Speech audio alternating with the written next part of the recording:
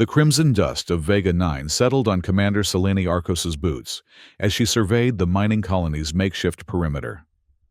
The afternoon sun cast long shadows across the crater-pocked landscape, giving the outpost an even more desolate appearance than usual.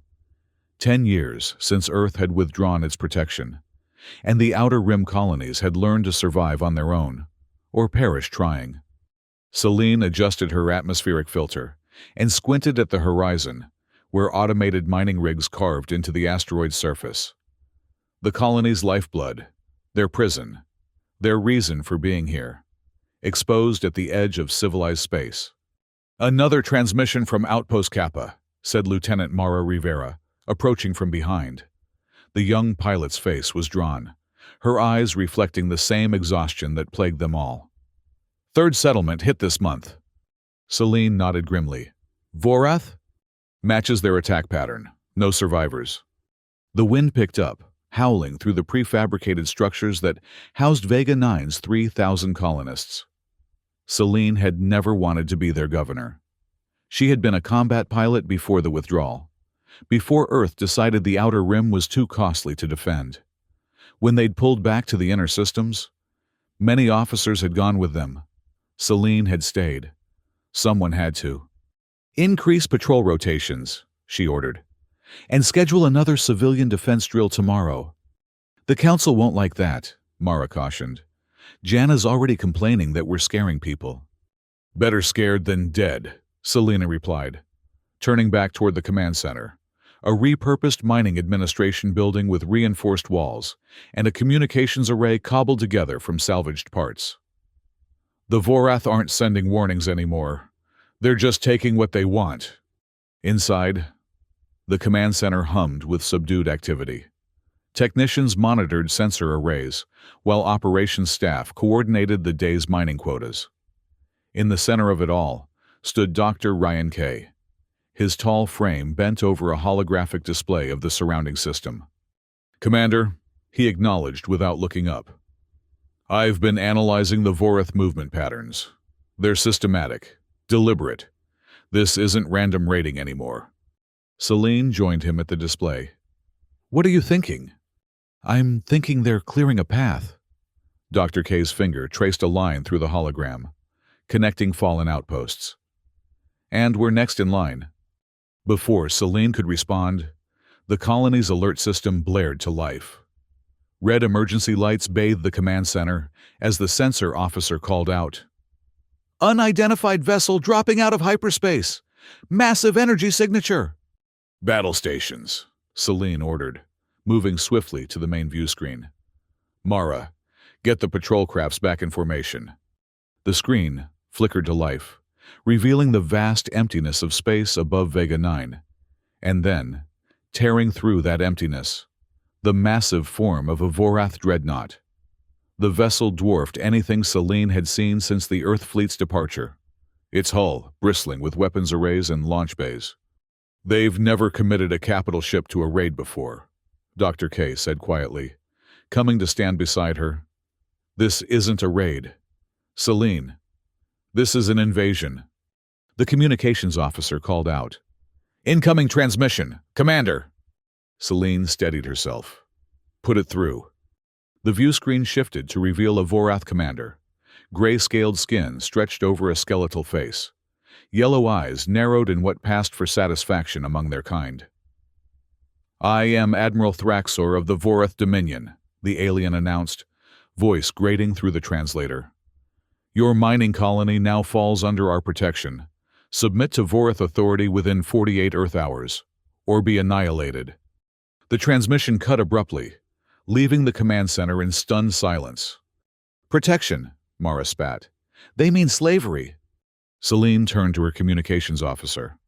"Send an emergency distress call to Earth Command. Priority Alpha." The young officer hesitated. "Commander, Earth hasn't responded to an Outer Rim distress call in—" "Just do it," Selene interrupted. "Then get me a direct line to every section leader in the colony. We need to prepare." As the command center burst into activity, Dr. K pulled Selene aside. "You know what our chances are against a dreadnought." "I do." Then you know we should be organizing an evacuation, not a defense. Celine met his gaze steadily. Evacuate to where? Rian? The nearest neutral port is 3 weeks at our best speed. We'd be run down before we cleared the system. She shook her head. We hold our ground. We've been preparing for this. Preparing with retrofitted mining equipment and a handful of patrol ships? Dr. K challenged. That's not preparation. That's suicide. Then help me make it not suicide, Celine replied. I need your mind now, not your doubt. For a moment, it seemed Dr. K would argue further, but instead, he nodded curtly. I'll start working on targeting algorithms for the mining lasers. If we're going to die, we might as well take some of them with us. Celine watched him go, then turned back to the view screen where the Vorath dreadnought loomed. 48 hours. 2 days to prepare for the fight of their lives. 2 days to hope for a miracle that would never come. The colony's main assembly hall had never been designed to hold all 3,000 residents at once. Bodies pressed against each other as Celine stood on the makeshift platform, facing her people. Miners, technicians, administrators, scientists, and their families. Most had come to Vega 9 seeking opportunity, not war. By now, you've all heard about the Vorath ultimatum, she began, her voice carrying through the hastily installed speakers. I won't lie to you. We face a grave threat. Murmurs rippled through the crowd. Fear, anger, resignation. We've sent distress calls to Earth, Celine continued. But we must prepare to defend ourselves. Every able body will be assigned to emergency teams. Mining operations are suspended. All resources will be redirected to our defense. A man pushed to the front of the crowd. Tovek Sul, the grizzled foreman, who oversaw the northern extraction fields. Commander, with respect, we've seen what the Vorath do to colonies that resist. Maybe we should consider their terms. More murmurs, some agreement, some outrage. The Vorath don't negotiate, Celine replied firmly. Their protection means servitude. Those who comply become labor camps. Those who resist... She let the implication hang. Then we should run, someone shouted from the back. In what? Celine demanded. Our transport capacity could evacuate perhaps 1/3 of our population. Who stays behind? Who chooses? She shook her head. No. We stand together. Jana Miles, the elected civilian council leader, stepped forward. A former corporate administrator who'd found purpose organizing the colony's non-military affairs. She commanded respect, even from those who disagreed with her. Commander Arcos is right, Jana said, her voice strong despite her small stature. I've reviewed the intelligence on Vorath occupation. They strip planets of resources and people. Compliance isn't survival. It's just a slower death. She turned to face the crowd. We've built something here. Something worth fighting for. The assembly hall grew quieter, tension giving way to resolve at least temporarily. 3 teams, Celine announced. Defense, under my command. Infrastructure, led by Jana Miles. Technical adaptation, under Dr. K. She surveyed the crowd.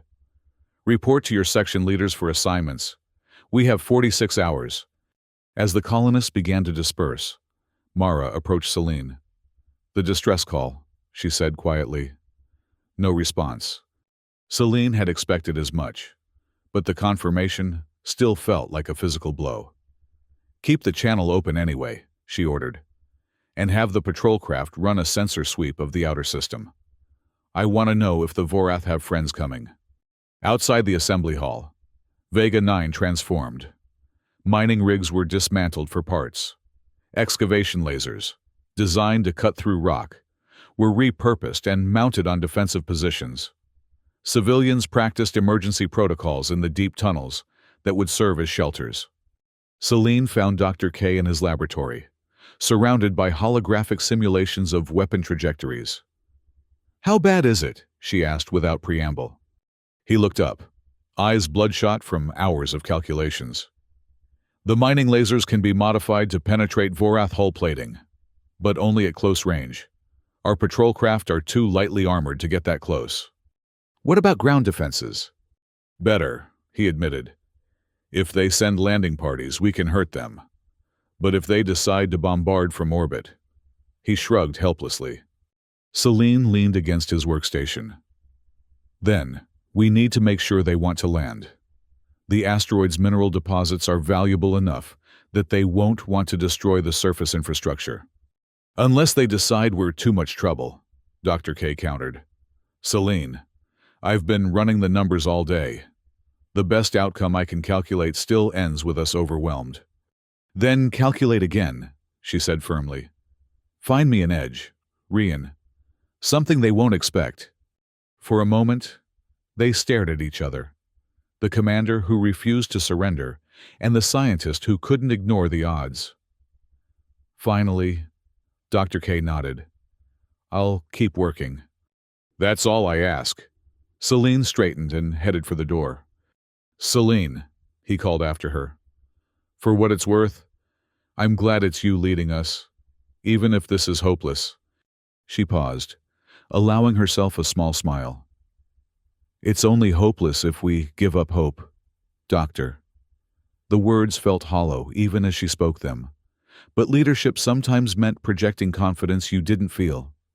The next 12 hours passed in a blur of preparation.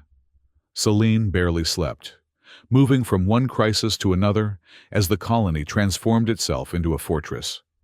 The makeshift defenses wouldn't withstand a determined assault, but they might bloody the Vorath enough to force concessions.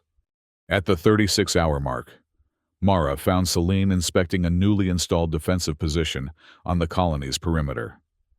Commander, the pilot called, her voice tight with urgency. We've got contact. Celine's heart sank. The dreadnought? No, Mara shook her head. Smaller vessels. Raiders. They're testing our defenses. Celine keyed her communicator. Command Center, this is Arcos. Battle alert. All patrol craft to intercept positions. Civilian personnel to shelters. The colony's alarm wailed across the dusty landscape as Celine and Mara sprinted for the command center. By the time they arrived, the tactical display showed 5 Vorath Raider vessels approaching from different vectors. They're probing for weaknesses, Celine observed, studying the attack pattern. Mara, take Red Squadron and engage the 2 coming from the north. Focus fire. Take them one at a time. Yes, Commander. Mara saluted and raced for the hangar bay. Celine turned to the weapons officer.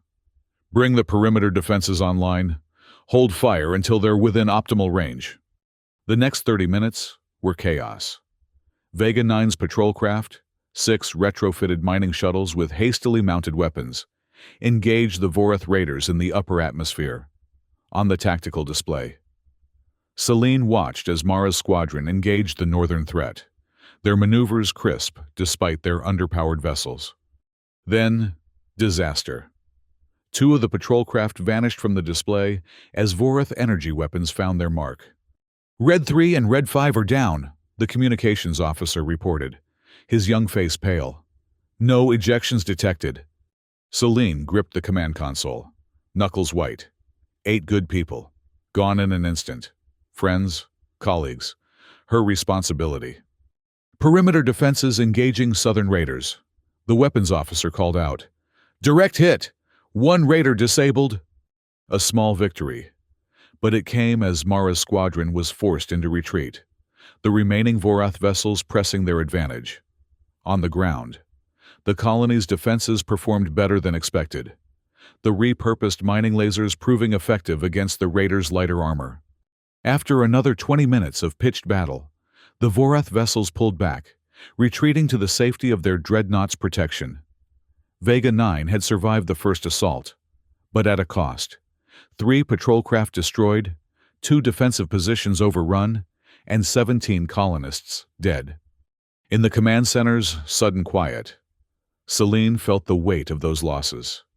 She had known many of the fallen personally, had shared meals with them, listened to their stories, promised them a future on this barren rock.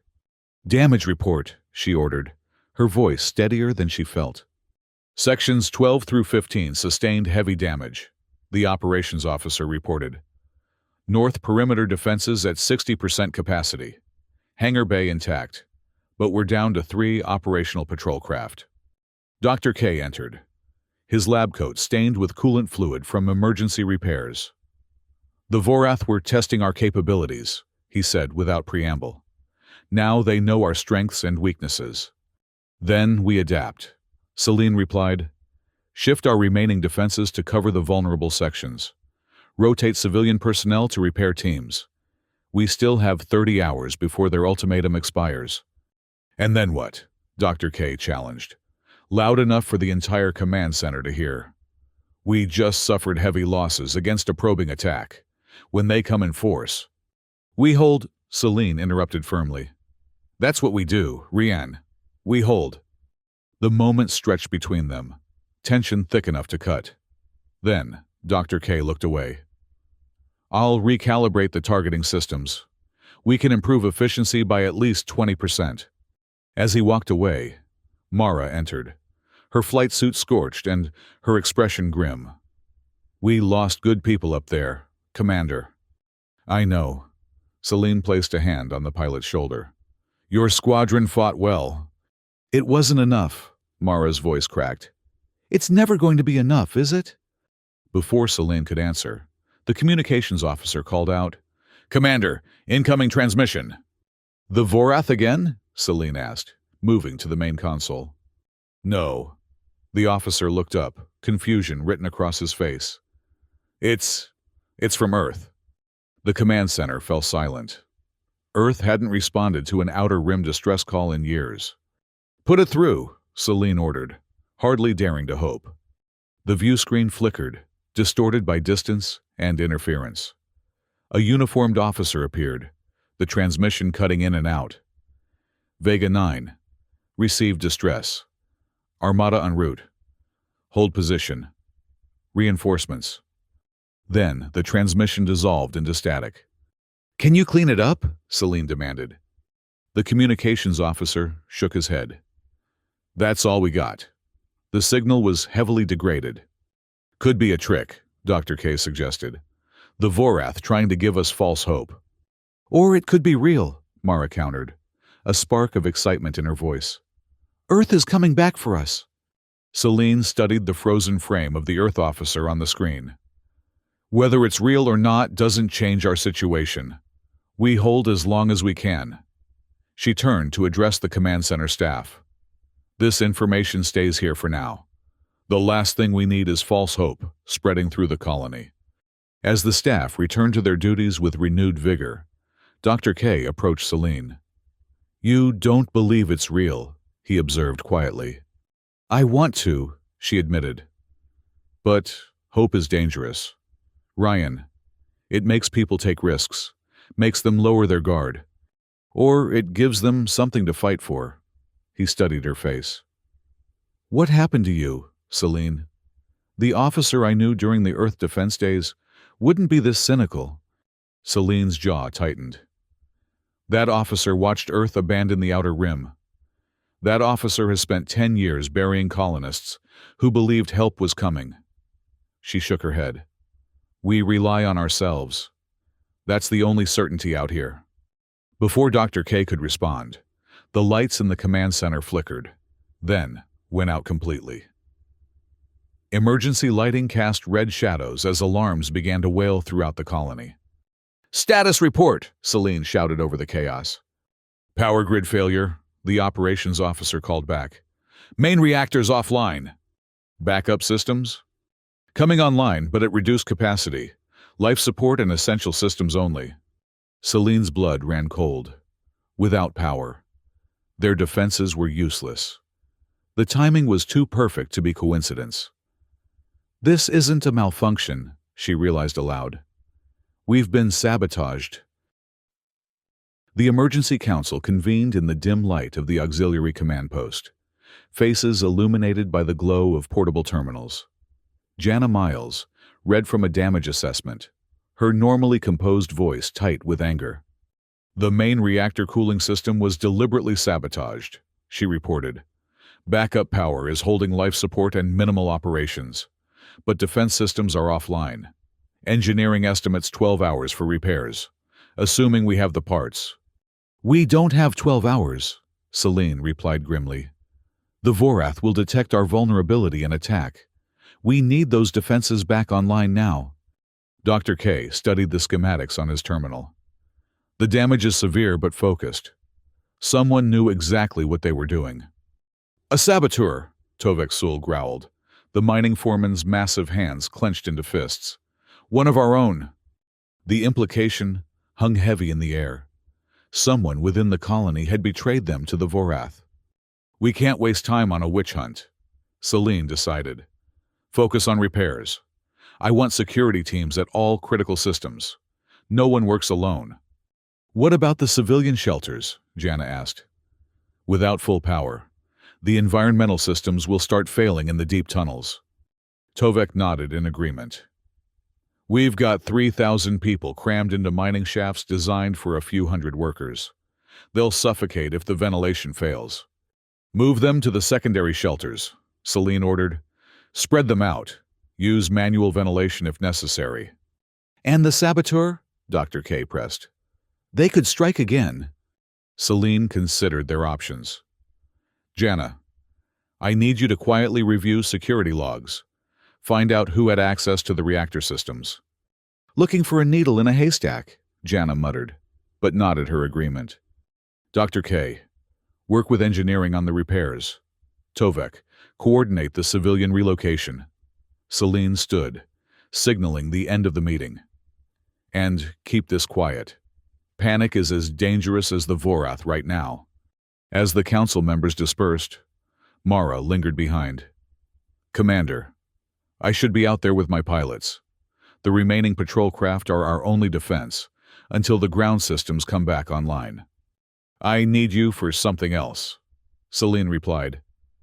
The saboteur damaged the main power distribution node. It's in a maintenance tunnel that's partially collapsed. I need someone who can navigate tight spaces. Understanding dawned on Mara's face. You want to bypass the damaged systems? Exactly. If we can route power directly to the defense grid, we might get partial capabilities restored before the Vorath realize what's happening. It's risky, Mara cautioned. If we miscalculate the power flow, we'll fry the entire grid. Celine finished for her. I know. That's why I'm going with you. Mara's eyes widened. Commander, you can't! This isn't a democracy, Lieutenant. Celine cut her off. Grab your gear. We move in 10 minutes. The maintenance tunnels beneath Vega 9 had never been designed for comfort. Cramped, dusty, and now only dimly lit by emergency lighting. They formed a labyrinth of conduits and accessways. Celine and Mara crawled through narrow passages, their progress slowed by debris from the recent structural damage. Almost there, Celine grunted, squeezing past a partially collapsed section. Distribution node should be just ahead. They emerged into a slightly larger junction, where several massive power conduits converged. The damage was immediately apparent. Smoking components, severed cables, and the unmistakable scorch marks of deliberate sabotage. Someone really did a number on this, Mara observed, examining the destruction. How are we supposed to fix this mess? Celine pulled a portable diagnostic tool from her pack. We don't fix it. We bypass it. She began scanning the intact conduits. The primary defense grid runs through a separate subsystem. If we can identify it and redirect power. They worked in tense silence, rerouting connections and jury-rigging bypasses. Celine's hands moved with practiced precision before becoming a commander. She had been an engineer on an Earth destroyer. Some skills never faded. Commander, Mara said suddenly, her voice low. Did you hear that? Celine froze, listening. A faint scraping sound echoed through the tunnels.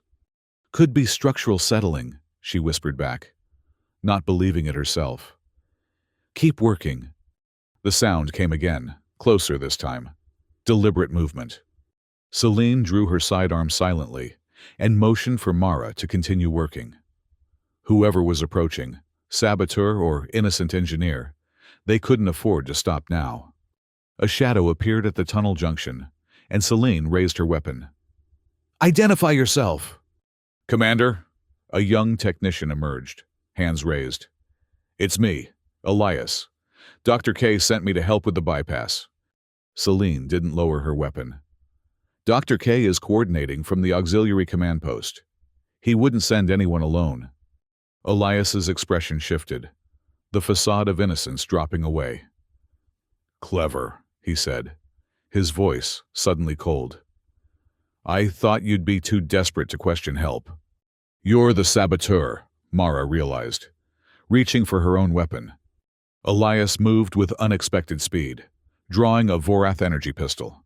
The alien weapon discharged, the blast striking the wall near Mara's head. Celine fired twice. The first shot went wide in the confined space, but the second caught Elias in the shoulder, spinning him against the tunnel wall. His weapon clattered to the ground. "The Vorath promised you what?" Celine demanded, advancing on the wounded man. "Safety? Riches? Was it worth the lives of your own people?" Elias laughed, blood seeping through his fingers as he clutched his wounded shoulder. "The Vorath are the future. Earth abandoned us. Why should we die for a lost cause?" "Because it's not lost yet," Celine replied, securing his hands behind his back with cable ties. "Mara, finish the bypass. I'll watch our friend here." Mara returned to work, her movements more urgent now. "Almost there," she reported after several tense minutes. "One more connection and—" The tunnel shook violently, dust and debris raining down as a distant explosion reverberated through the colony. "They're starting their attack," Celine realized. "We're out of time." "Done!" Mara called, making the final connection. For a heart-stopping moment, nothing happened.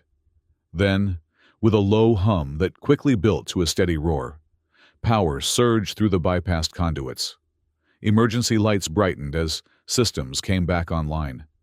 Celine's communicator crackled to life. "Commander, this is Auxiliary Command. Defense grid powering up. We've got partial coverage on the north and east quadrants." "Get all available power to those defenses," Celine ordered. "We're on our way up with the saboteur," dragging the wounded Elias between them. Celine and Mara navigated back through the tunnels as the colony shook under Vorath bombardment. When they finally emerged into the auxiliary command post, chaos reigned. Dr. K rushed to meet them. "The dreadnoughts moved into low orbit. They're deploying landing craft and firing on our defenses. Our reactivated systems are holding for now, but the strain is causing secondary failures throughout the grid." "And the Earth transmission?" Celine asked, surrendering Elias to security personnel. "Nothing new," Dr. K shook his head. "If help is coming, it's not here yet." Celine moved to the tactical display, assessing their situation. The Vorath dreadnought loomed above, its massive form eclipsing Vega 9's small sun. Landing craft descended toward the colony's most vulnerable quadrants, while energy weapons pounded their reactivated defenses. "Focus fire on those landing craft," she ordered. "We can't let them establish a ground presence." "Commander," the sensor officer called urgently. "The dreadnought is powering up its main weapon. Energy readings off the scale." The tactical display confirmed it. The massive vessel's planet-killer cannon was charging, a weapon capable of rendering Vega 9's surface uninhabitable with a single blast. "How long?" Celine demanded. 2 minutes to full charge." The command post fell silent as the reality sank in. Their defenses, even at full power, couldn't stop that weapon. "Evacuation protocols," Dr. K said quietly. "We still have the deep mines. Some might survive down there." Celine stared at the tactical display, mind racing through options, finding none. After everything, the preparations, the sacrifices, the desperate hope, it would end like this. Another Outer Rim colony wiped from existence, forgotten by Earth and everyone else. "Commander," the communications officer called, his voice strangely calm. Multiple hyperspace signatures detected. Massive energy readings. New alerts flashed across the tactical display as space itself seemed to tear open around the Vorath dreadnought. Through these ruptures in the fabric of reality emerged ships, dozens of them. Massive battleships, sleek carriers, powerful cruisers, their hulls bearing the unmistakable insignia of Earth Command. "It's the Armada," Mara whispered in awe. "They actually came." The Earth vessels moved with coordinated precision, surrounding the dreadnought. The first salvos from Earth's capital ships struck the Vorath vessel before it could react, disrupting the charging sequence of its main weapon. Selene watched in stunned silence as Earth fighters swarmed from carrier bays, engaging the Vorath landing craft with overwhelming force. The communication channels burst to life with tactical chatter as Earth commanders coordinated their assault. Vega 9 Command, this is Admiral Zhao of the Earth Defense Fleet. A steady voice announced over the primary channel. Hold tight. The cavalry has arrived. Dr. K turned to Selene, his expression a mixture of disbelief and hope. "They came back for us." They came back, Selene echoed, the words barely audible over the cheers that erupted throughout the command post. Outside, the colonists emerged from their shelters to witness the battle raging in the skies above. Earth fighters swooped low over the colony in protective formations, their engines painting bright trails against the darkening sky. The Vorath dreadnought, now surrounded and under heavy fire, began to retreat from its low orbit position. In the command post, Admiral Zhao's holographic image appeared on the central projector. "Commander Arcos, your distress call reached us at a fortuitous time. Earth has reconsidered its position on the outer rim. The Vorath threat has grown too significant to ignore." "Admiral," Selene acknowledged, struggling to maintain her composure. "Your arrival was timely." "We've been monitoring Vorath expansion for months," the Admiral explained. "When your distress call came in, it accelerated plans already in motion." His expression grew serious. "The dreadnought is damaged but operational. We believe Admiral Thraxor is still aboard. If we can capture him and the command corps, it would cripple Vorath operations in this sector." Selene understood immediately. "You need a boarding party. Someone who knows the terrain and can coordinate with local forces." Admiral Zhao confirmed. "I understand your patrol pilots are familiar with Vorath vessel layouts from previous encounters." Mara stepped forward. "We've studied their ships, sir. I can lead a team." "So can I," Selene added, decision made in an instant. Dr. K grabbed her arm. "Selene, you're the colony commander. Your place is here." "My place is wherever I can do the most good," she countered. "Jana can coordinate colony operations. Right now, ending this threat takes priority." Admiral Zhao nodded approval. "A joint operation, then. My Marines will create the breach. Your team will navigate to the command corps." The hologram flickered. "Rendezvous on the flagship in 30 minutes. Zhao out." As preparations began for the boarding action, Dr. K pulled Selene aside. "This is reckless, even for you." "This is necessary," she replied. "You were right before. Ryan, I lost hope. I stopped believing Earth would ever come back." She glanced at the tactical display where Earth vessels now dominated the battlefield. "I need to see this through. I need to be part of making it right." Dr. K studied her face, then nodded slowly. "Then come back alive, Commander. We're not done rebuilding this place yet." 30 minutes later, Selene found herself aboard an Earth assault shuttle, surrounded by Marines in advanced combat armor. Mara sat beside her, checking the seals on her own borrowed equipment. Through the shuttle's viewport, the damaged Vorath dreadnought loomed, its once imposing silhouette now marred by the scars of Earth's weapons. "Target approaching," the pilot announced. "Breach point in 60 seconds." The Marine captain, a stern-faced woman named Reyes, addressed the strike team. "Earth vessels have created a gap in their defenses at these coordinates. We go in fast, establish a beachhead, then split into teams. Commander Arcos and Lieutenant Rivera will lead Team 2 to the command core. My squad will secure the engine section to prevent scuttling." The shuttle shuddered as Vorath point defenses tracked their approach. Countermeasures deployed automatically, creating a shield of electronic interference around the small vessel. 30 seconds, the pilot called. "Brace for hard contact." Celine gripped her restraints, heart pounding. After 10 years of fighting to survive, of watching the Vorath consume one colony after another, she was finally taking the fight to them. The shuttle slammed into the dreadnought's hull, breaching charges detonating on contact. The explosive decompression created a temporary tunnel through the Vorath vessel's outer defenses, allowing the boarding party to storm inside before emergency force fields could activate. The first minutes were chaos. Marines engaging Vorath defenders in the narrow corridors.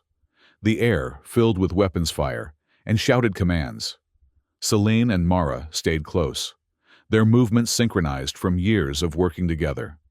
When the initial resistance was neutralized, Captain Reyes signaled the split. "Team 2, you're clear to proceed," she ordered. "We'll hold this section and push toward engineering." Celine nodded, leading her group of 4 Marines and Mara deeper into the alien vessel. The interior of the dreadnought was a maze of dark corridors and chambers designed for the taller Vorath physiology. Emergency lighting cast an eerie blue glow over everything, the ship's systems damaged by Earth's attack. "According to intelligence," Mara said, consulting a portable scanner, "the command core should be 3 levels up, central section. Lifts will be locked down," one of the Marines noted. "We'll need to find access tubes." They moved cautiously through the vessel, encountering pockets of Vorath resistance. The alien warriors fought with the desperation of a predator cornered, but Earth's Marines were better equipped and better trained. Each skirmish ended with the boarding party advancing deeper into enemy territory. They found a maintenance shaft that provided access to the upper levels, climbing in single file through the cramped space. Halfway up, Celine's communicator crackled with a transmission from Captain Reyes. "Team 1 to Team 2. Be advised, we're detecting energy fluctuations throughout the vessel. They may be attempting to overload the reactor core." "Understood," Celine replied. "We're approaching the command deck now." When they emerged onto the upper level, the difference was immediate. This section of the ship remained fully powered, the corridors wider and more ornate, the domain of Vorath leadership. "Stay alert," Celine cautioned. "Elite guards will be protecting the command core." They encountered those guards at the massive doors leading to the bridge, 6 Vorath warriors in ceremonial armor, armed with energy staves that crackled with lethal power. The ensuing firefight was brutal and swift. 2 Marines fell to Vorath weapons before the remaining team members could neutralize the threat. Celine knelt beside one of the fallen Marines, checking vital signs and finding none. Another life lost to this endless conflict. Another name she would remember. "Commander," Mara called urgently from the command doors. "I've bypassed the lock, but we're detecting a power surge inside. They're destroying systems." "Breach now," Celine ordered, taking position. The doors slid open to reveal the dreadnought's command core, a vast chamber dominated by a central tactical array. Vorath officers worked frantically at control stations, while at the center stood Admiral Thraxor himself, his tall frame unmistakable even among his kind. "Earth vermin," the Vorath commander snarled as the boarding party stormed in. "You are too late. The self-destruct sequence has been initiated." "Cover me," Celine told Mara, then advanced toward the central console, weapon trained on Thraxor. "Order your crew to stand down and disable the self-destruct." The Vorath admiral's yellow eyes narrowed. "You would have me surrender? After you rejected our generous offer of protection?" "Your protection is slavery," Celine replied evenly, "and your expansion ends here." Thraxor's hand moved toward a concealed weapon, but Celine was faster. Her shot caught the admiral in the shoulder, a deliberate echo of her confrontation with the saboteur. Thraxor stumbled back, gray blood seeping from the wound. "The next one won't be so merciful," Celine promised. Disable the self-destruct. Now. Perhaps it was the determination in her voice, or the sight of Earth Marines securing his bridge. But something in the Admiral's demeanor changed. With a hiss of defeat, he entered a command sequence into his personal console. "It is done," he said, voice thick with hatred. "But know this, human, the Dominion extends far beyond this vessel. What you have won today is merely a reprieve." "We'll take it," Celine replied, signaling the Marines to secure the Vorath officers. Captain Reyes's voice came through the communicator. "Team 1 to Team 2. Status report?" "Command core secured," Celine reported. "Self-destruct aborted. Admiral Thraxer is in custody." "Excellent work, Commander. Earth vessels are moving into docking position. Stand by for extraction teams." As Earth personnel flooded the captured dreadnought, Celine found a quiet moment to stare out the bridge viewport. Below, Vega 9 continued its slow rotation, the mining colony's lights visible even from orbit. It looked so small, so vulnerable, yet it had held. Mara joined her at the viewport. "Hard to believe, isn't it? After all this time, Earth came back." "They came back," Celine agreed softly. "I just wonder why now, after so many colonies were lost." "Maybe they finally realized the Outer Rim is worth fighting for," Mara suggested. "Or maybe they realized we're all in this together," Celine replied. "Inner systems, Outer Rim, none of it matters if humanity stands divided." 2 days later, Vega 9's assembly hall hosted a very different gathering. Earth officers mingled with colonists. Their once abandoned outpost, now a forward base for the returning fleet. Repair crews worked throughout the colony, restoring damaged systems and upgrading defenses with Earth technology. Admiral Zhao stood at the center of the hall, addressing the assembled colonists and personnel. "The recapture of the Vorath dreadnought represents a turning point in our strategy for the Outer Rim. With the intelligence gained and the vessel itself, we can better understand and counter their technology." He turned to where Celine stood with her senior staff. "None of this would have been possible without the courage shown by Vega 9 and its leadership. Your defiance gave us the opportunity we needed." The assembly erupted in applause, but Celine found it difficult to accept the praise. Too many had died, not just here, but across the Outer Rim over the years of abandonment. After the formal ceremony, Admiral Zhao approached her privately. "Commander Arcos, I have a proposition for you." "Sir?" "Earth Command is establishing a new Frontier Defense Corps," the Admiral explained. "A dedicated force to protect Outer Rim settlements, with officers who understand the unique challenges out here." He met her gaze directly. "We need commanders with your experience, people the colonists trust." Celine considered the offer. "You're asking me to leave Vega 9? "I'm asking you to help protect all the colonies," Zhao corrected. "Your experience, combined with Earth's resources, could prevent another Vega 9 situation from developing." Before she could respond, Dr. K approached. "Excuse the interruption. Admiral, Commander, the Civilian Council is requesting your presence regarding the reconstruction priorities." Admiral Zhao nodded. "Consider my offer, Commander. Earth is committed to the Outer Rim this time, but we need leaders who never left." He moved away, leaving Celine and Dr. K alone. "So," Dr. K said after a moment, "Earth wants to poach our commander." "You were eavesdropping," Celine accused without heat. "Gathering intelligence," he corrected with a small smile. "An important skill out here." Celine looked around the assembly hall, at the people she had fought to protect for so long. "I haven't decided yet." "You will," Dr. K replied confidently. "Because you've always seen the bigger picture. Even when I couldn't." He hesitated, then added, "For what it's worth, Jana would make an excellent governor, and we'd manage without you." "Is that your way of saying you want me to go?" "It's my way of saying we'll support whatever you decide," he answered. "Just like you supported us when no one else would." Later that evening, Celine stood on the colony's perimeter wall, watching Earth vessels move in coordinated patterns above. The Vorath dreadnought, now under Earth control, hung in low orbit, a symbol of victory where there had almost been annihilation. Mara found her there, as she often did. "Credit for your thoughts, Commander?" "Just thinking about what comes next," Celine replied. "For Vega 9, for all of us." "I heard about Admiral Zhao's offer," Mara said. "The Frontier Defense Corps. News travels fast." "It's a small colony." Mara leaned against the wall beside her. "For what it's worth, I think you should take it." Celine raised an eyebrow. "You want me to leave?" "I want you to do what you've always done. Protect people who need protecting." Mara gestured toward the stars. "There are a lot more people out there than just us." The observation struck Celine with unexpected force.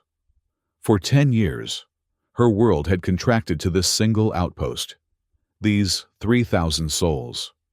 The wider galaxy, with all its colonies and settlements, had become abstract. Places on a map, statistics and reports of Vorath conquest. "What about you?" Celine asked. "Would you stay here if I left?" Mara's expression grew thoughtful. "Actually, I was thinking of requesting a transfer too. Earth's fighter squadrons could use pilots who know Vorath tactics." She grinned suddenly. "Besides, someone has to keep an eye on you." Celine laughed, the sound surprising her after so many days of tension and fear. "I suppose they could." They stood in companionable silence, watching the stars emerge as Vega 9's small sun set behind the mining rigs. Somewhere out there, other colonies waited, perhaps sending their own desperate distress calls into the void. But now, those calls would be answered. "You know what the hardest part was?" Celine said finally. "Not the fighting or the planning or even watching people die. It was believing we were alone, that no one was coming." "But they did come," Mara reminded her. "They did," Celine agreed.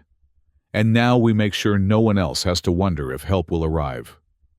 Her decision crystallized in that moment, born not from ambition, but from the simple truth she had learned in those desperate hours. No one should face annihilation alone. The next morning, Celine informed Admiral Zhao of her decision to accept his offer. Dr. K, Jana, and the colony leadership gathered to hear the announcement. There were mixed emotions, pride and sadness, concern and hope, but underneath it all, understanding. Vega 9 had held against impossible odds, and now its commander would help others do the same. 1 week later, Celine stood in the hangar bay, her few possessions packed for transfer to the Earth flagship. The colony's leadership had come to see her off, along with many of the civilians whose names and faces she had committed to memory over the years. "The Frontier Defense Corps will establish its first base here at Vega 9, she told them. "You'll never stand alone again." Jana stepped forward, now wearing the insignia of Colonial Governor. "We'll keep the mining lasers sharp, just in case," she promised with a wry smile. Dr. K was the last to say goodbye. "Remember when you told me hope was dangerous?" he asked quietly. "I remember." "You were right," he said. "But not in the way you thought. Hope is dangerous, to our enemies." He extended his hand. "Give them hell, Commander." Celine clasped his hand firmly. "Count on it, Doctor." As the Earth shuttle lifted off, carrying Celine and Mara toward their new assignments, Celine took one last look at the mining colony, the place that had been her home, her responsibility, her battle. It looked different now, reinforced with Earth defense systems, bustling with combined personnel, no longer isolated in the vastness of space. They had thought no one would come, until Earth's mightiest Armada arrived. And now, Celine would ensure that promise was kept for all who dwelled on the frontier of human space. Never again would a colony face annihilation alone. Never again would they lose hope that help was coming. Because it was, she was, and that made all the difference.